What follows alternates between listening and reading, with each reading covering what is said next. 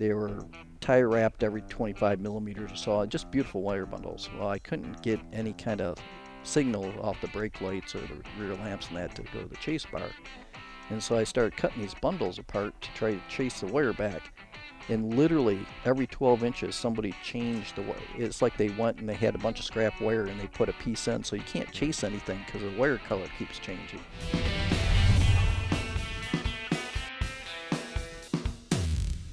You've said I got this, I got that, I got this, but give me the list of Toyota trucks you have at the farm.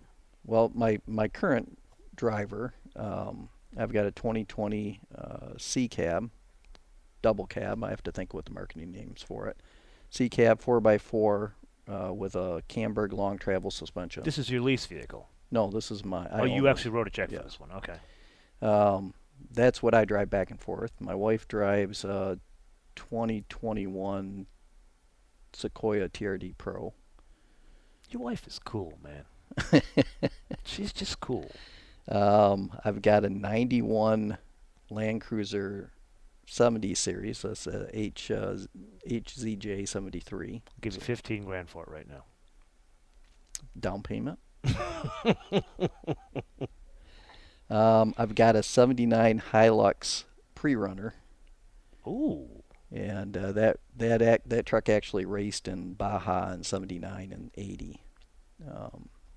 And that one's a little bit of a heartache right now because I went in to put a new chase lamp across the back. And the build of the truck, I didn't build the truck. The build of the truck was fantastic, but I'm the third owner. And somewhere along the line, somebody changed some electrical.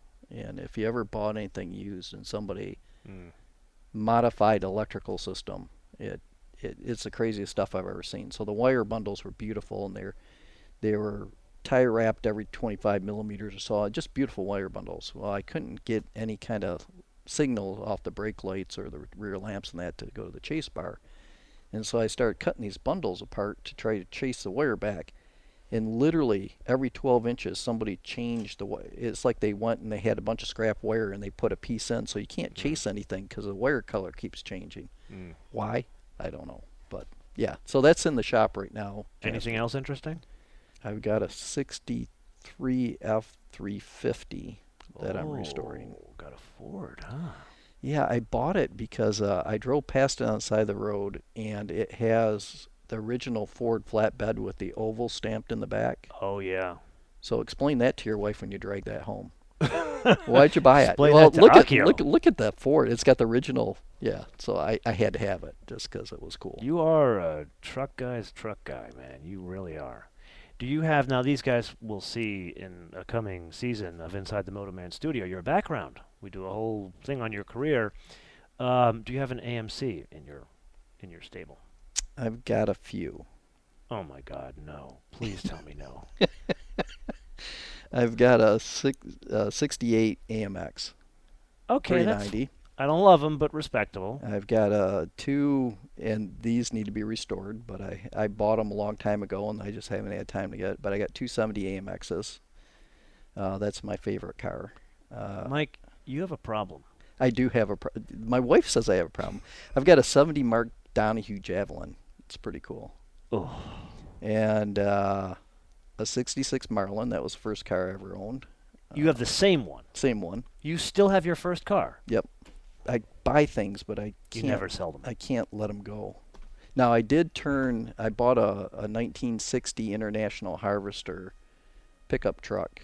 It was going to be a quick flip, which is kind of a joke. And it looked good on the pictures. I bought it sight unseen. I got home and it had hail damage. Now, it was a solid truck. Everything worked on it, but I figured it had a Krylon paint job. I figured I'd throw a paint job on and resell it.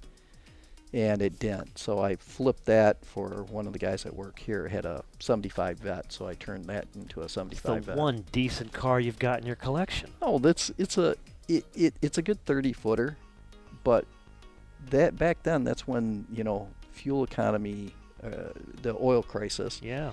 And everything was detuned, so it has like 180 horses in it. Is it even that, or is it 150? Somewhere in there. It's low. out of a 350 engine. Yeah. It's kind of like the Fred Flintstone mobile. You know, you got to open the door and you give it a push to get it going. It looks cool. It's got T-tops, but yeah, that's going to. That was the last year they did a convertible. It was the last year for that C5 body. That was a C3. C3. Yeah. A 75 would be a C3. Yeah. But that was last year they did a convertible. Then there was T-tops for the rest of that line until they got to the C4. Okay, so any other cars you want to add to the collection in the future or anything else? I need a 77, a Land Cruiser. Oh, you do. Yeah, you definitely do. I would gotta agree. have one of those. And if I could weasel my way into a Hilux, I'd probably need another Hilux. Another one? Yeah. Why? Today's Hilux pickup. Oh, I've got an okay. old one that's all tubed out. The whole truck's tubed out. It's got fiberglass fenders. It doesn't have a bed in it. It's got a fuel cell. You are the man. Okay, on that note, make some suggestions for his future car collection, something that he needs to add to the collection in the comments below or via our social media, MotoManTV all one word, MotoManTV all one word, Facebook, Twitter, and Instagram. And with that, share with the audience, what is your favorite cigar? My favorite cigar Yes, is sir. an A Fuente Grand Reserve.